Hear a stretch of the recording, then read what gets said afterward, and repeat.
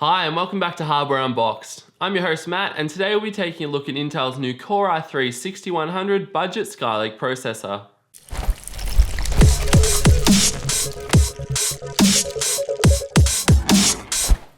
Already, 3 months has passed since Intel released its latest CPU microarchitecture, codenamed Skylake.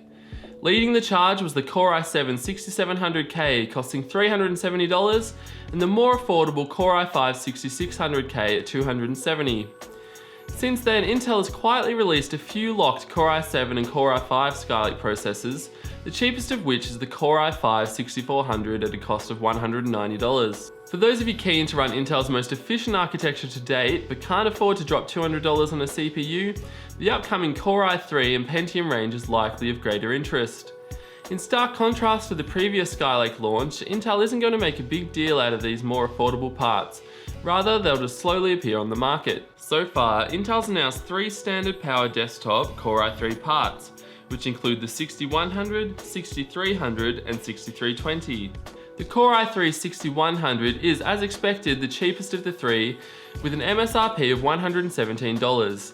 The 6300 features a $139 MSRP, and the 6320 with a $148 MSRP. Each of these processors is separated by a 100 MHz frequency, with the 6100 starting at a rather high 3.7 GHz clock speed. As seen previously, the Core i3 range doesn't support turbo boost, although it does come with hyper-threading enabled for a total of 4 threads. Other than the minor change in frequency, the only other difference is the L3 cache size, which has been reduced to 3 MB for the 6100, while the 6200 and 6320 both get a larger 4 MB cache. They each come with the Intel HD Graphics 530, working at between 350 and 1150 MHz, and a rated for 51 watts TDP. Like the Core i5 and Core i7 Skylake processors, these Core i3 models use the LGA 1151 socket, and depending on the motherboard, can support either DDR3 or DDR4 memory. Spec side, the Core i3 6100 is very similar to the Haswell-based Core i3 4170. Both operate at 3.7 GHz and feature a 3 MB L3 cache. They are of course both dual-core parts aided by hyperthreading. Looking to AMD's lineup, the Core i3 6100 will be competing with the FX 6300 or the A10 7700K, though on hand for testing we have the faster FX 8350. That being said, let's move on to check out the benchmark results. The Core i3 6100 provided a minor performance bump over the Haswell Core i3 4360 in the Cinebench R15 Synthetic Benchmarks Multi-thredded CPU test. The single thread test again shows that the new Skylake Core i3 6100 isn't a great deal faster than the 4360, scoring just a few extra points.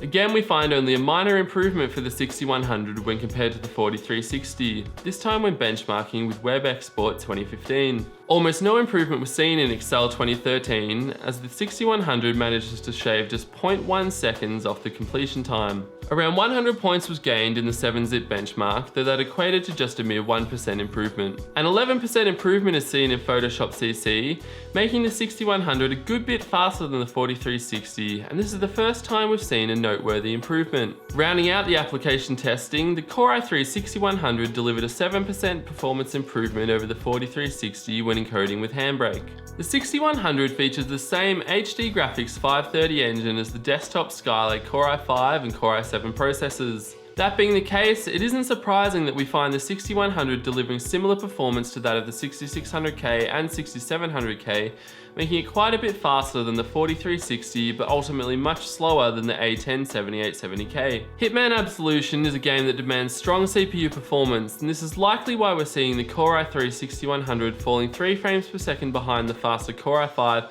and Core i7 processors with just 35 frames per second. The 6100 offered a decent performance increase over the 4360 and was just 3 frames per second slower than the Core i5 6600K.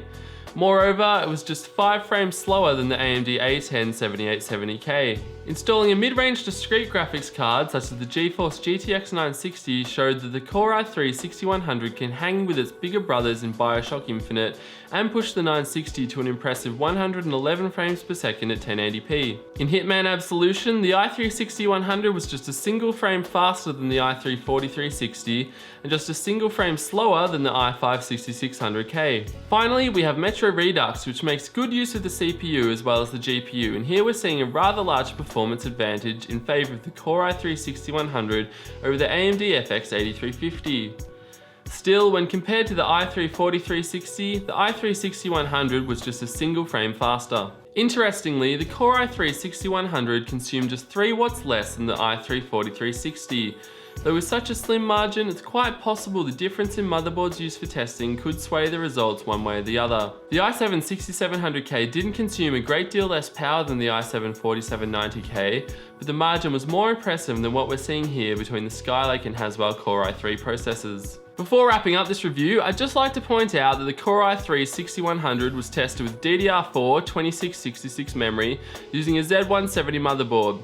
The same setup was used for the 6600K and 6700K. That said, those looking to pair the Core i3 6100 with a cheaper motherboard using either the H170, H110 or B150 chipset will be limited to the 2133 MHz memory speed or lower. We did run a few application gaming tests using the 2133 MHz memory, and the performance was much the same as our 2666 MHz configuration.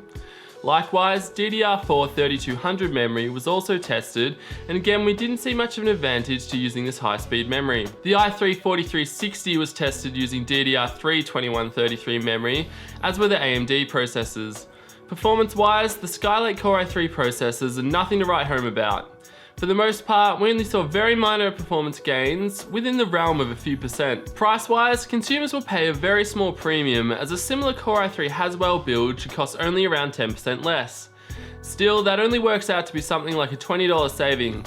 So for those looking at a complete system upgrade, we'll recommend building with Skylake rather than Haswell, as the upgrade path will justify the small price premium. If you're already working with a Haswell based system, then the upgrade to Skylake makes little to no sense. In fact, you would have to be using an Intel system that predates the 4-year-old Sandy Bridge architecture to justify upgrading to Skylake, in my opinion.